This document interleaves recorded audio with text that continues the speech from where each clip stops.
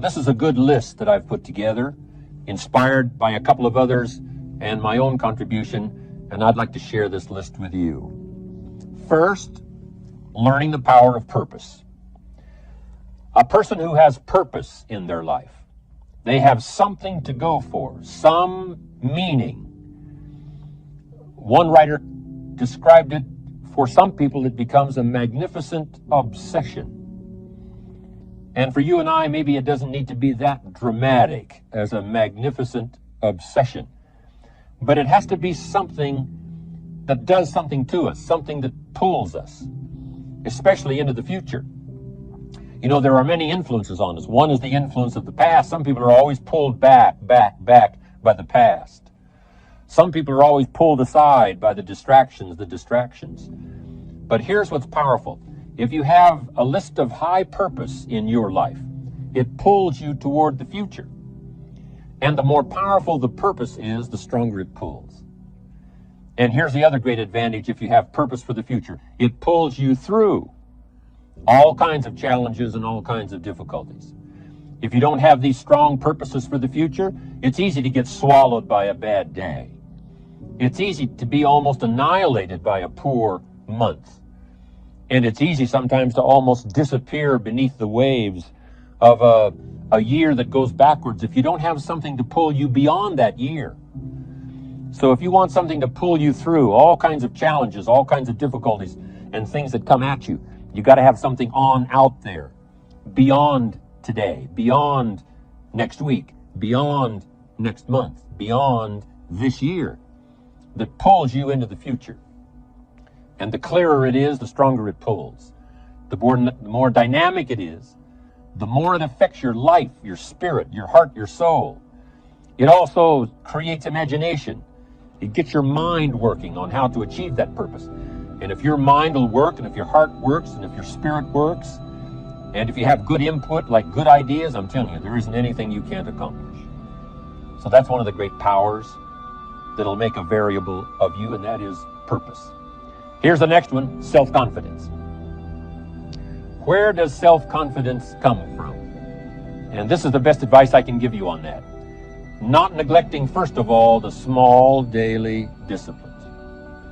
Self-confidence really comes from feeling good about yourself. And one of the best ways to feel good about yourself is at the end of the day to know that you poured it on. You did your best. If you conducted a meeting, you did the best you could. If you made a phone call, it was the best phone call you could possibly make. If you wrote a letter, it wasn't a casual letter, it was your best letter. At the end of those kind of days, when you feel good about yourself, self-confidence starts to rise. You know that if you can have this kind of a good day, you can have another one the next day, and those days become the weeks become the months, and the month becomes a powerful year. Self-confidence comes from the lack of neglect. If you will not neglect to do the small daily disciplines, that's where self-confidence comes from. Part of good health is self-confidence. I know I'm going to be healthy. I take the Herbalife products. I eat the apple a day. I walk around the block. I do the jogging on the beach. At the end of the day, when you've really poured it on and you've done all the stuff, self-confidence grows. That self-confidence affects your health. It affects your future. It affects your psyche. So this is true. One of the great powers is self-confidence. Self-confidence means willingness to do whatever it takes to achieve. Some people say, well, I'll do it for a little while and see what happens. You know, I'll try a couple of things. If that doesn't work, I'm out of here. And all of us know that kind of person doesn't have much of a future. But if you're willing to do whatever it takes, if I have to learn a couple of things, I will learn those things. If I got to learn 5 or 6 things, I'll learn all 6. If I have to take an extra class, I'll take an extra class. If I've got to read the books, I'll read the books. If I have to consult with people who know more than I know, I will do the necessary consulting. Whatever it takes, I will do. That starts to develop unbelievable self-confidence. Self-confidence also comes from the ability to rise above your circumstances.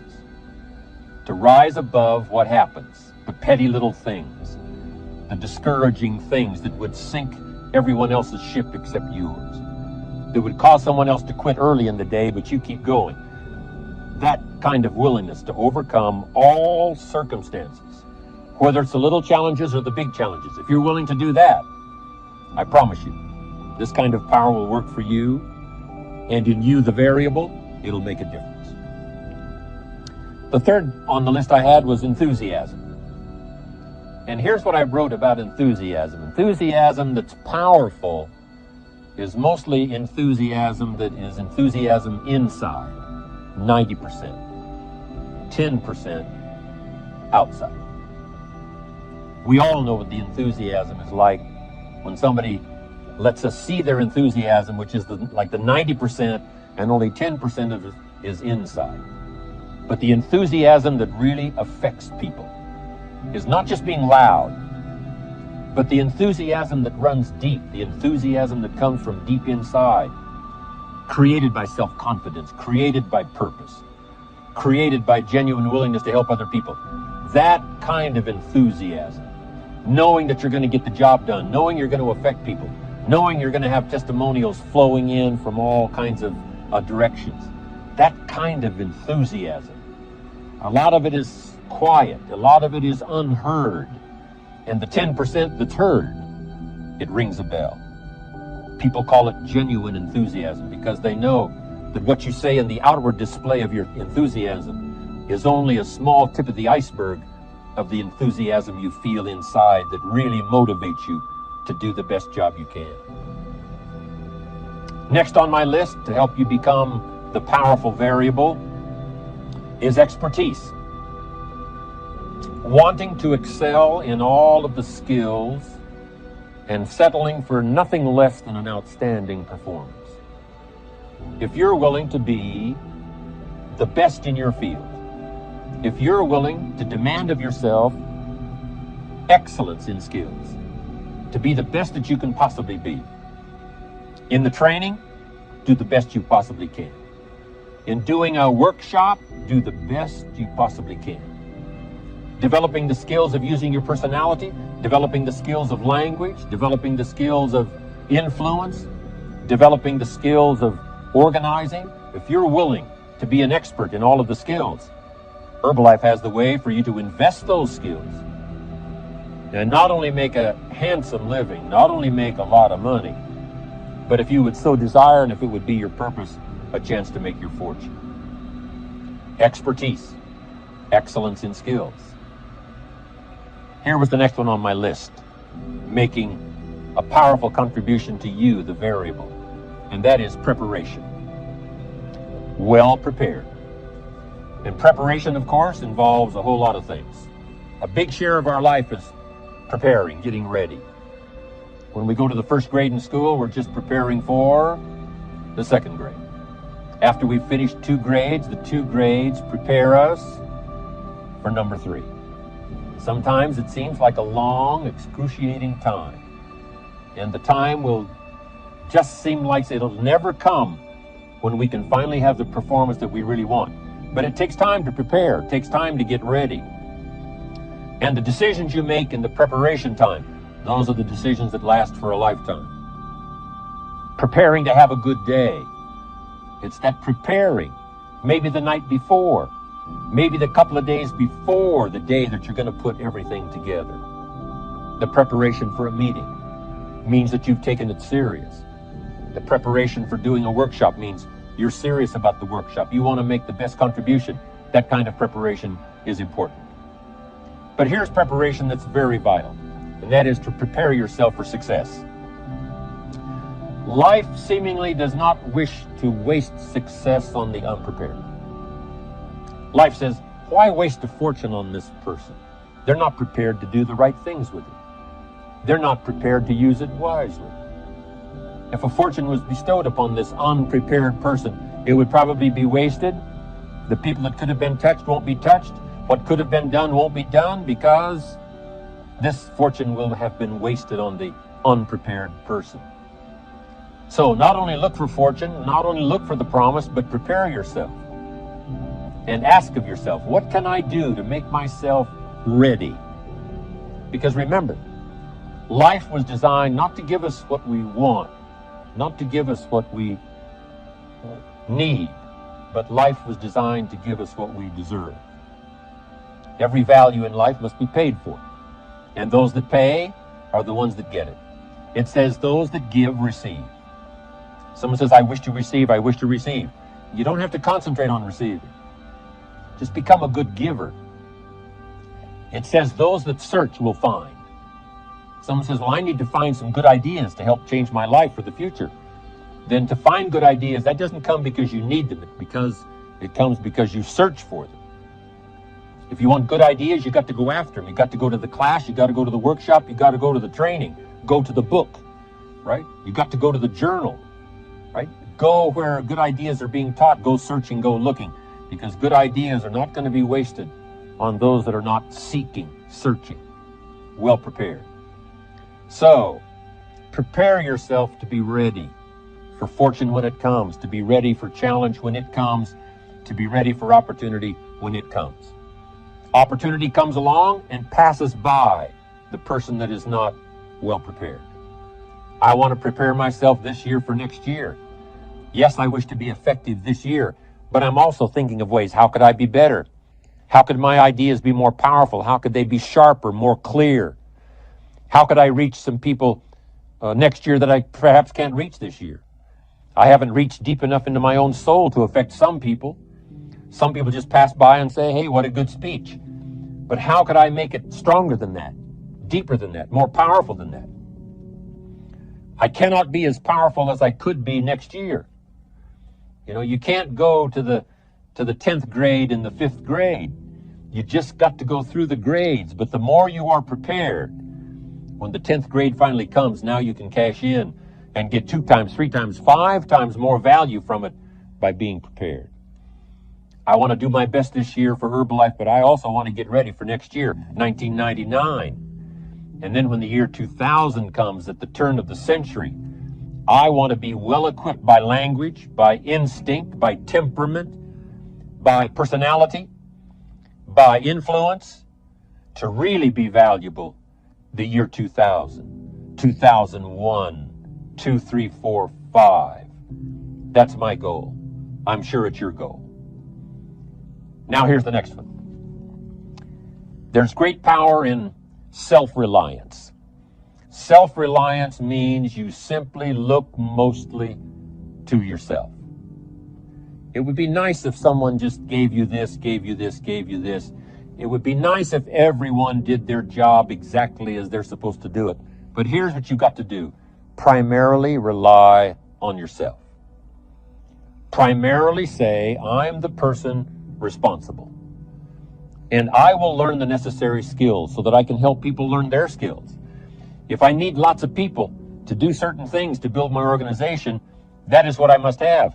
But I've got to be the final backstop. I've got to be the final one that people can rely on.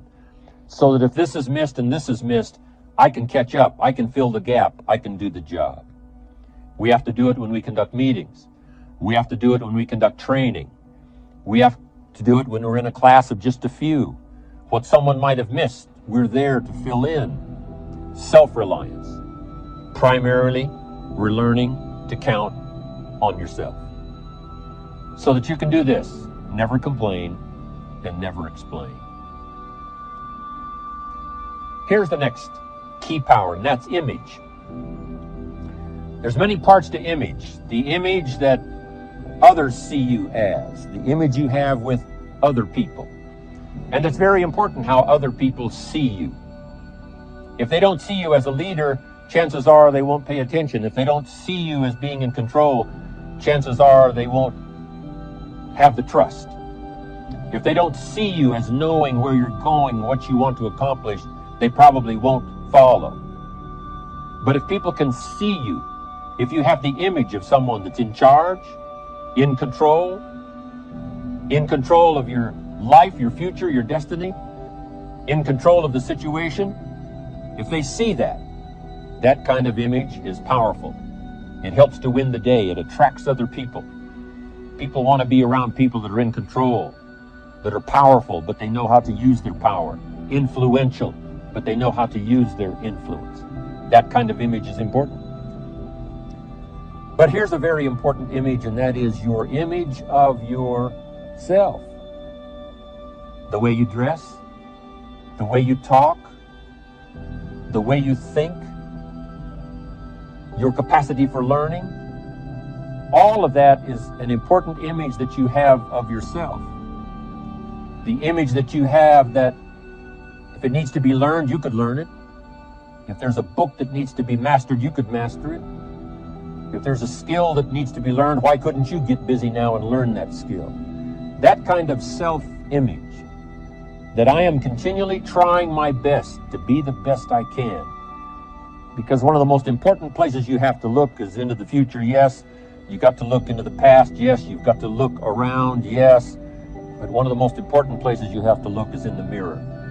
You know, how I appear to other people, that's important. But how I appear to myself is the ultimate importance. That kind of image, to where you'll develop the self-confidence, you'll develop the self-reliance. Now here's another one in my rather short list. The next word is character. Becoming a person of high values, a person of principles, a person of honesty, a person that earns respect. That kind of character. It took character when Mark started to put the marketing system together. How can we have a system that will build in the integrity, that people will know that if this happens, then this will happen. And if this goes wrong, here's the way to fix it. Unless you have the principles and the character and the integrity to put together a viable plan for a wide variety of people, then the system is not going to last very long. And I've been around long enough, and I'm sure you have been around long enough to see a lot of systems that got started, but they failed. And the reason is because they were not constructed with integrity. They were not constructed with character. They were not constructed with doing the right thing. They might have been constructed to take advantage. You know, cash it out as quickly as possible and leave. Mark was involved when others took advantage of him all those years ago before Herbalife. When someone took advantage and didn't have the character, didn't have the principles, and didn't have the character to stay, the character to see it through, the character to do the right thing. So this is important, to develop the character within yourself, that people see you as honest, as fair, willing to do the right thing, willing to be helpful, but always willing to walk the center line, not to pass the line. When we come to an opportunity like Herbalife, especially multi-level network marketing, it is so dynamic, it is so powerful, and it is so possible in fortune making that sometimes people want to speed up the process by cutting the corners, by neglecting to do the right things, you know, to cheat a little here, you know, cross the line just a little bit, because then, you know, it'll grow faster and you can cash in quicker. Not necessary here. Doing Herbalife right will build your fortune longer and stronger than trying to cut the corners and not doing it right.